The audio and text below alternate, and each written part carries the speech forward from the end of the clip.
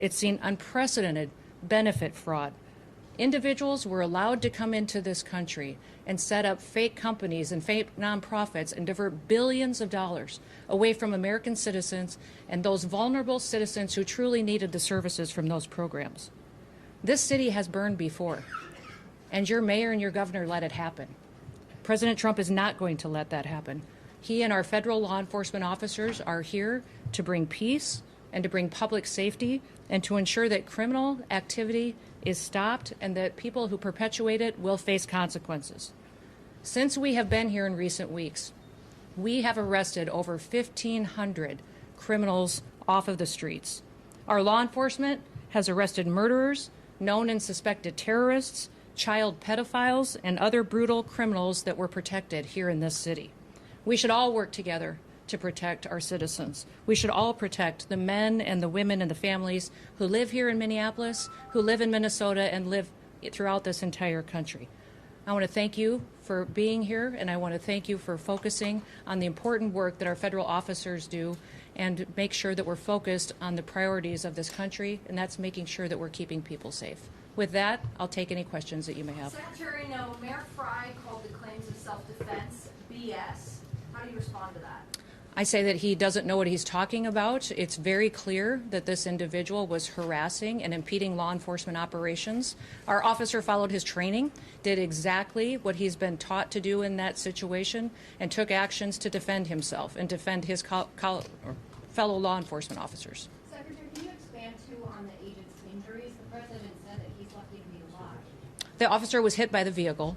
She hit him. He went to the hospital. A doctor did treat him. He has been released, but he's going to spend some time with his family.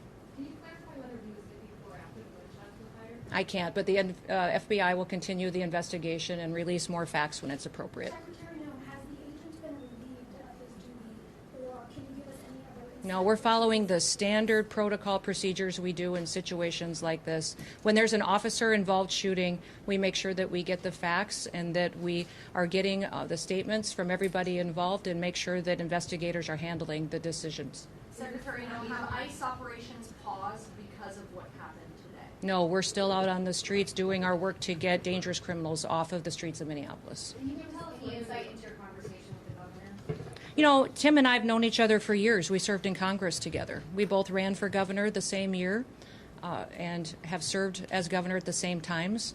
So we were colleagues, and we discussed what happened here today. We have two very different viewpoints of it. I talked specifically about the fact that we have laws. They need to be enforced. He knows that I believe sanctuary policies have protected criminals and placed a priority of them over the citizens that live here, and he knows we'll continue to do our work, and I encouraged him to work with us. We've never had a cooperative arrangement with law enforcement here. Whenever we've done investigations, whenever we've done police work, when we've been doing what we can to bring people to justice for the crimes that they commit, we haven't had the cooperation of the state of Minnesota or the city police here under the mayor's direction. If you talk to any of these federal law enforcement officers, they'll say that when they call for backup in a situation, that it's hit and miss. They were grateful today that the police chief and local law enforcement showed up at the scene and helped secure it to make sure that nobody was harmed and that the FBI could do their work. But I would encourage them to work with us, that we could form a partnership that would make sure that individuals have the opportunity to have a safe Minneapolis. Secretary Noem, will body camera Over here. Do you stand behind the use of force, and will any of those use of force guidelines be altered or changed in the future? You know, it's clearly established law that a vehicle driven by a person and used to harm someone is a deadly weapon. Deadly force is perfectly lawful when a threat is faced by a weapon. So I do believe that this officer used his training in this situation, and we'll let the FBI continue the investigation to get it resolved. So just to be clear, did the shooting happen before or after the vehicle hit the officer? I know you keep asking that, but that doesn't mean that the FBI is going to give you an answer today. There will be an investigation. We want to make sure that it's factual. What I would ask is that as we go forward from here today, that we all remember that our job is to have peaceful discussions. I'd encourage our local law enforcement and state law enforcement to work with us. We are going to continue to operate here in Minneapolis and in the state of Minnesota to make sure we're going after dangerous criminals. One of the key focuses that we've had here is a focus on individuals who are sexual predators and are involved in child exploitation. When I was just here yesterday, we arrested individuals who were charged with criminal assault and sexual assault and people that exploited children. Why would you want to keep them on your streets? President Trump has promised to go after the worst of the worst, and that's exactly what we're doing in Minneapolis. By not working with us, Governor Walz and Mayor Frey are putting those criminals and prioritizing them over our children and our grandchildren.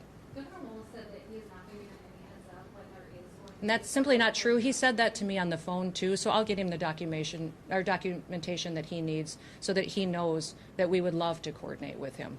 He doesn't give us access to any information on criminals, let us know who he's detained, doesn't honor our detainers, and has individuals and criminals in his jurisdiction that he won't turn over us today, too. Yes. You mentioned that the officer involved today was once before raped by a vehicle. Can you explain the difference between that instance and today? Was a firearm discharged then? If not, what was the big difference? I won't speak to that case right now, but we can get you the details and the information on that. But the facts of the matter is he's an experienced officer. He's been in situations like this before, and he certainly has been out there and followed his training today. Given the threat of vehicle encounters, are you going to change the way You know, people need to stop using their vehicles as weapons. are you going to change the This domestic act of terrorism to use your vehicle to try to kill law enforcement officers is going to stop. And I'm asking the Department of Justice to prosecute it as domestic terrorism because it's clear that it's being coordinated. People are being trained and told how to use their vehicles to impede law enforcement operations and then to run over anybody who gets in their way while they go out there and try to disrupt peace and public safety. And Americans deserve better. So can you say what they were The investigating? National Guard. Deploy the National That hasn't been a part of the discussion. I know Governor Walz mentioned some of that earlier in his press conference, but we've got law enforcement officers here that will continue to work, and we're hopeful that the public recognizes that the work that we do every day makes America safe again. Can you get insight With that, into the operation that was happening at 34th Portland? we had law enforcement officers that were out there doing an enforcement action, and a vehicle got stuck in the snow, and so they had called for other people to come and help them get that vehicle out. Those officers were trying to free the vehicle when the harassment started, when the protesters were out there impeding their vehicles and preventing them from leaving the scene. Was it at a particular home or business in that intersection? I won't speak to that. Can you speak to the crime that person may be committed that you were going after? And you mentioned sexual crime. Okay. Will body camera footage be released? I will let the FBI decide. Were they on target today when they were in that neighborhood? They were returning back to headquarters, I believe, to start a new operation, had just completed one. Was it a nice? Well, thank you. What's that? Was it a nice vehicle that needed to be pushed? I was one of the vehicles that ICE officers were using. But remember, when we operate in a task force model. So we have other federal agencies that work with us, and we're very grateful for that. We have CBP officers, the FBI, DEA, ATF, all of those all work with us every day in a task force model, and we appreciate it. We'd love to have the state police, and we'd also love to have the Minneapolis police chief and his team be alongside of us while we're out there doing those enforcement operations. Were the agents later? With that, we'll get you more information as it is revealed, but thank you and everybody.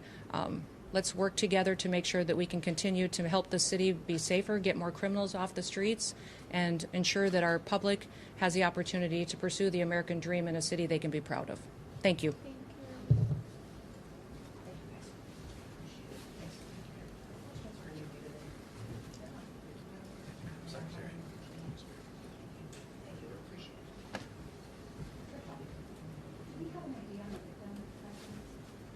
As far as name, I'm not gonna get ahead of